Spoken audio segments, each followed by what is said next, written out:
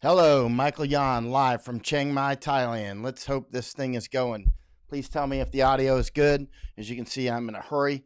I've got to be prepared to do an interview on the John Batchelor Show with Gordon Chang at 9:45 p.m. That's 21:45 Eastern Standard Time, which is coming up very soon.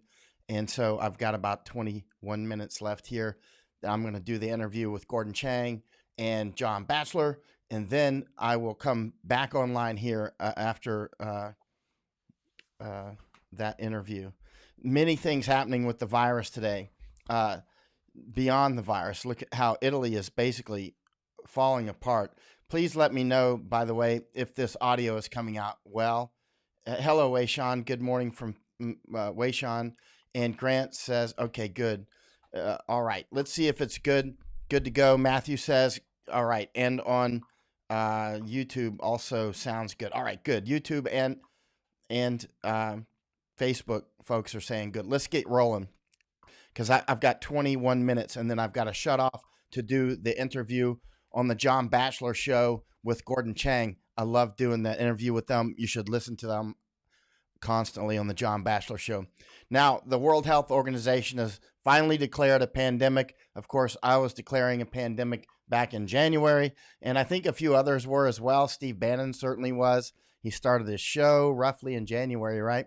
And also this very informed individual named Chris Martenson. He also has been declaring it as such roughly at about the same time I did, I think, sometime around there. I discovered him later. Anyway, Italy falling apart. I'm getting a lot of messages from Italy. Got some several audio messages yesterday from Italy and also many emails.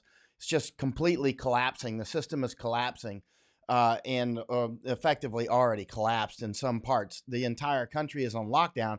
I say that with somewhat of a grain of salt because flights are still coming in to the United States. You can go on Expedia right now and see that Air France and others, for instance, Delta, I think, KLM, United, quite a few others are still flying directly from Milano, which is like flying from Wuhan directly to the United States, directly to Washington, D.C. It's unbelievable. The CDC and the World Health Organization have proven to be part of the problem. Speaking of which, I was threatened less than 12 hours ago with a donor, one of my donors, that she said that I sound like a puppet for the World Health Organization. And I'm thinking to myself, me? Puppet for World Health Organization? Obviously, you've not been paying attention. Anyway, she threatened that she would cut her donations to me if I didn't get in line. And I told her, please cut your donations now. You are no longer welcome here. Have a nice day. Obviously, she knows nothing about me. 2 people have cut donations in the last 12 hours. So because I'm saying things that are very uncomfortable. Remember, back in the Iraq War and the Afghan War, this happened big time and has cost me financially huge amounts over the years. And yet I still continue to deliver, to say where the ball lands, no matter where, no matter how it affects your team or mine. My team is the team that is very pro-human and pro getting rid of Chinese Communist Party and very pro putting up very strong border protections within the United States, as I have been for many years. And this disease only, well, it doesn't even underline it. It just understates, if anything. I mean, it's the same thing we've been saying for years. We need severe border controls. We're still accepting flights from Italy right now. Italy is basically in complete meltdown, right? Let me see a couple of, hello in Canberra, Jennifer Hack. Let me see. Let's see. Oh, thanks, Ryan. Please do pick up donations for her. I need them, actually. I need them quite a lot. But I'm still not going, like, for instance, when I started going after Generals Menard and General McChrystal in Afghanistan, you know, and people cut donations immediately. And I was like, but I never stopped. I still attacked McChrystal.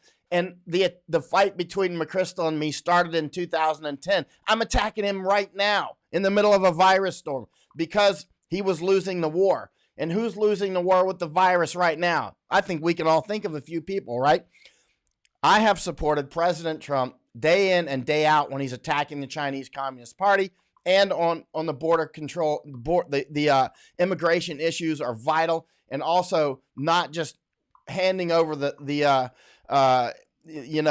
we can go on for hours about things I actually have supported President Trump on, and like by miles better than Bernie Sanders or Biden, who seems to have some degenerative issue.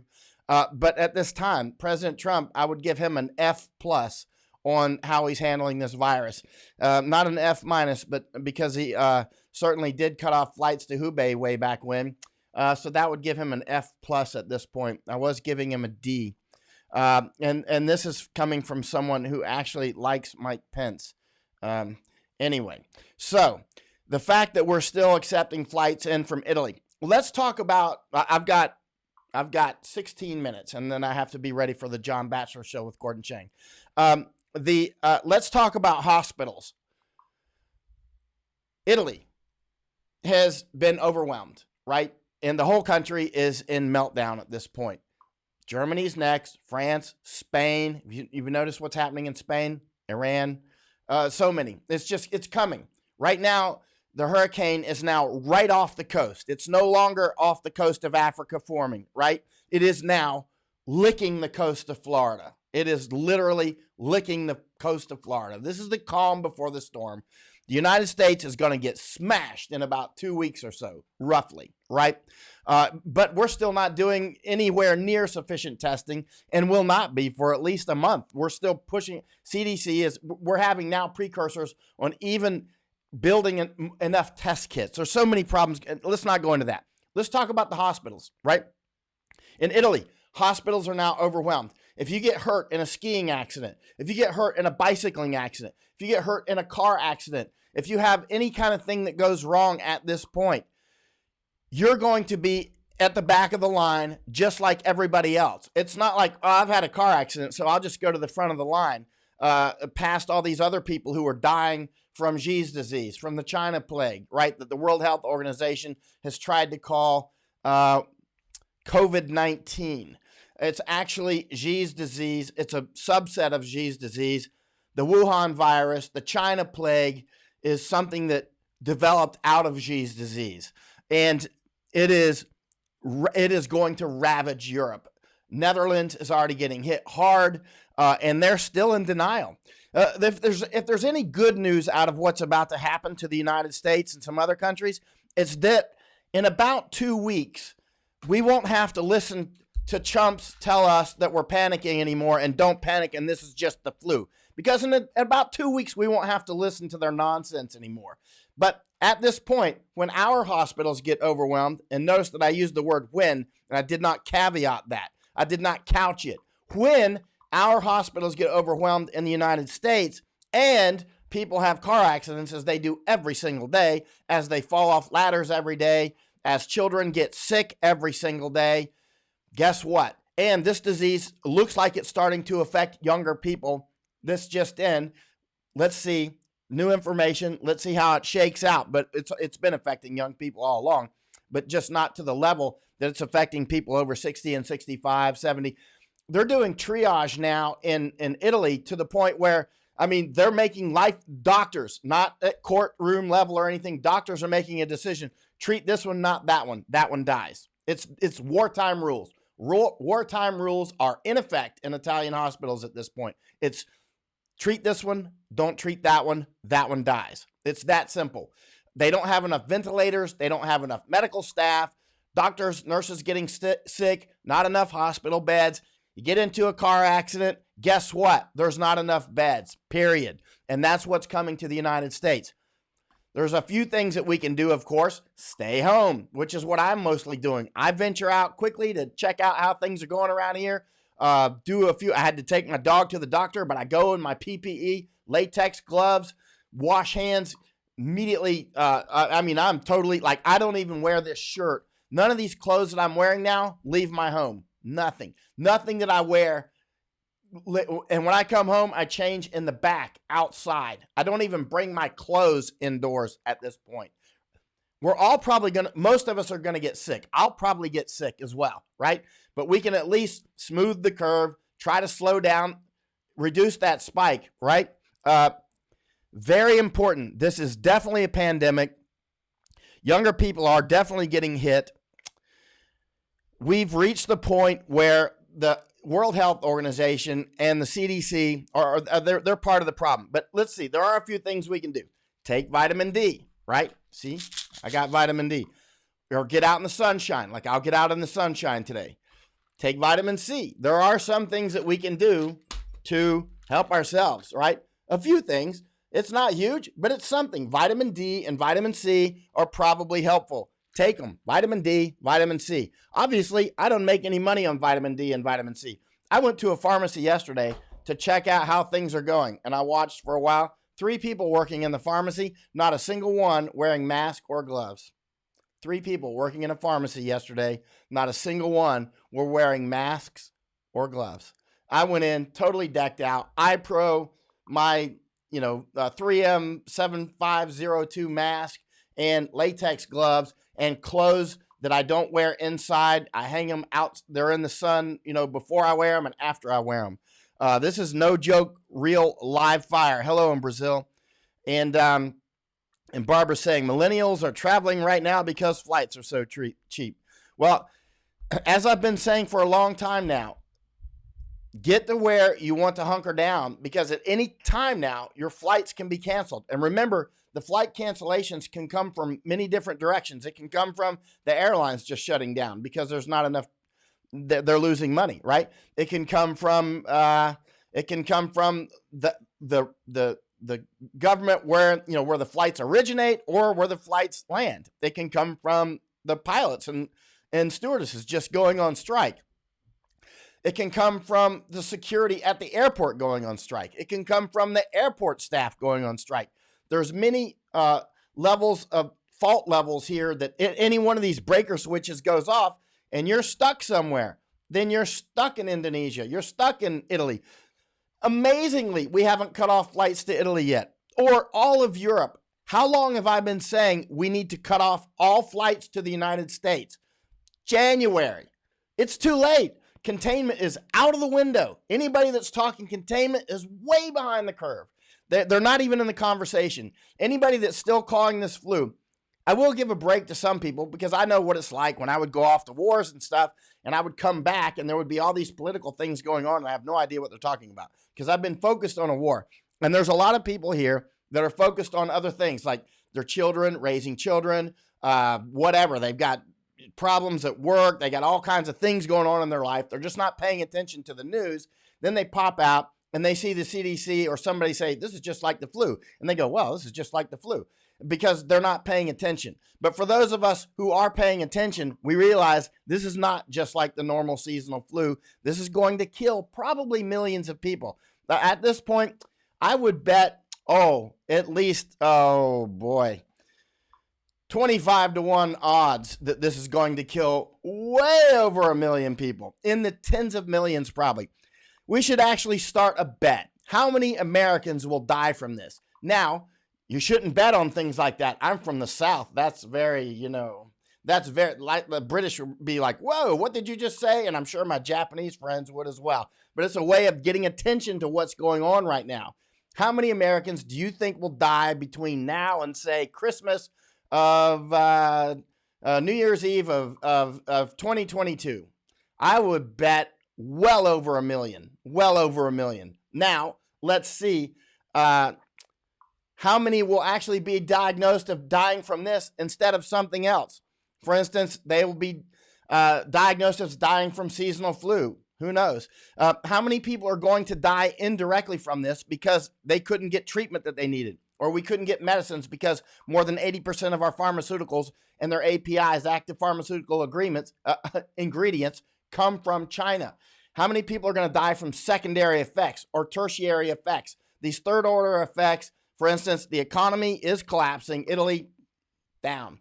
Italy is smashed. Meanwhile, Italy is still going off to sports events, not within Italy, but internationally. We can talk about that later. I've got 7 minutes and I have to leave because I have to be prepared. Let me make sure that Lee I didn't get any messages from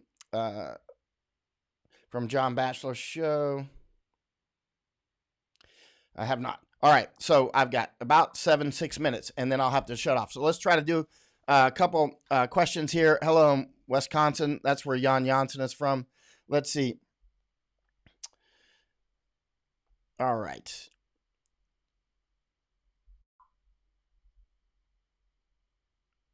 Okay, let's see here. Again, people are shutting off their support for me, financial support, because I'm delivering bad news. What do you want? Feel good news so that you're not prepared?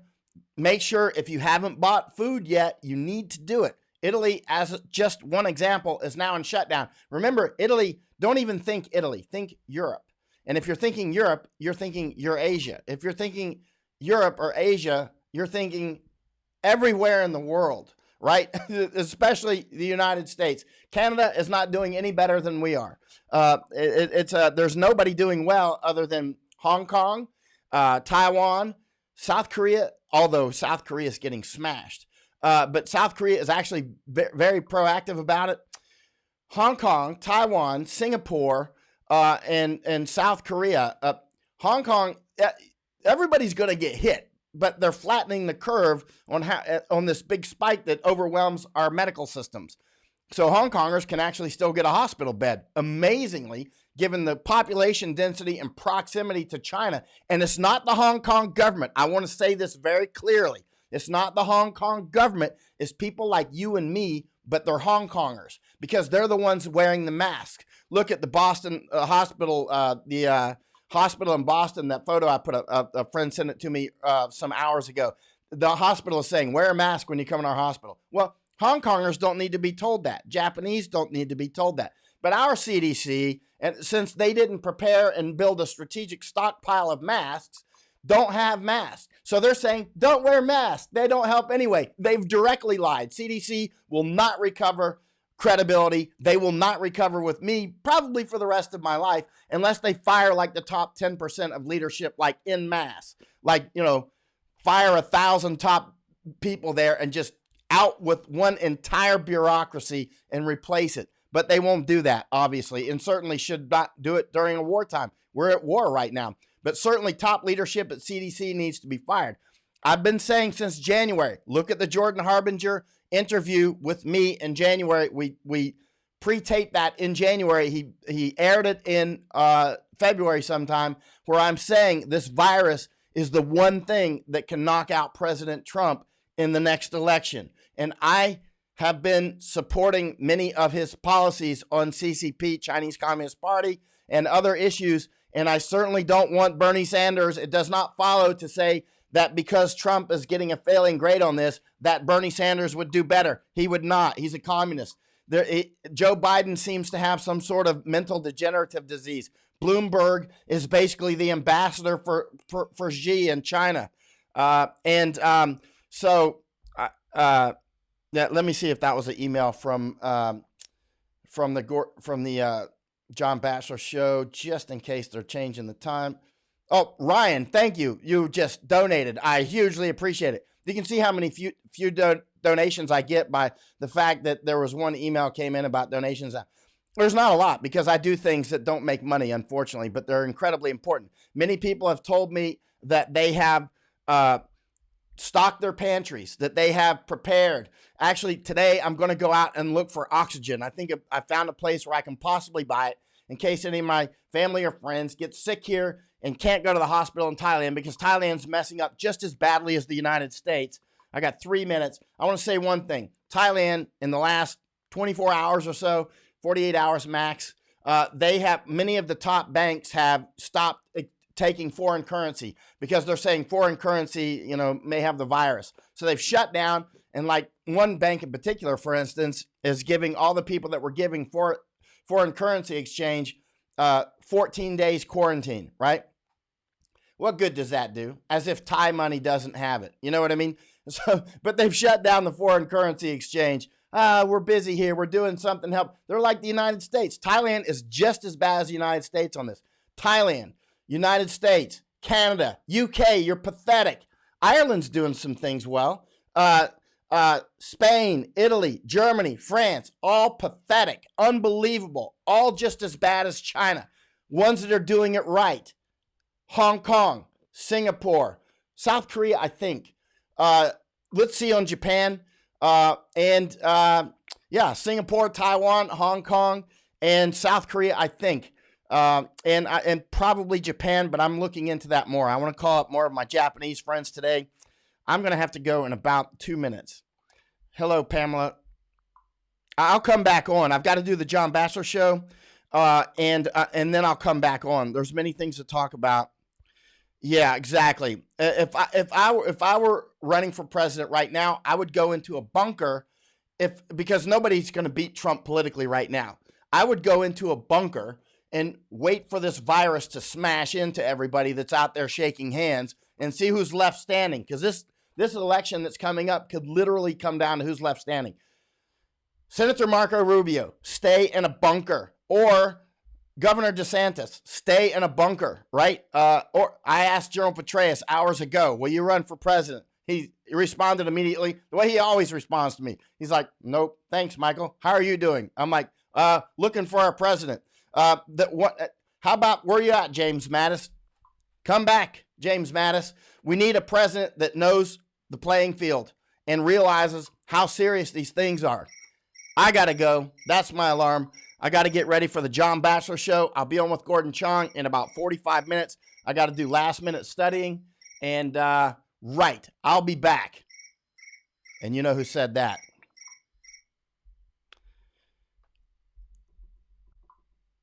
If I can turn this thing off. Here we go. Finish.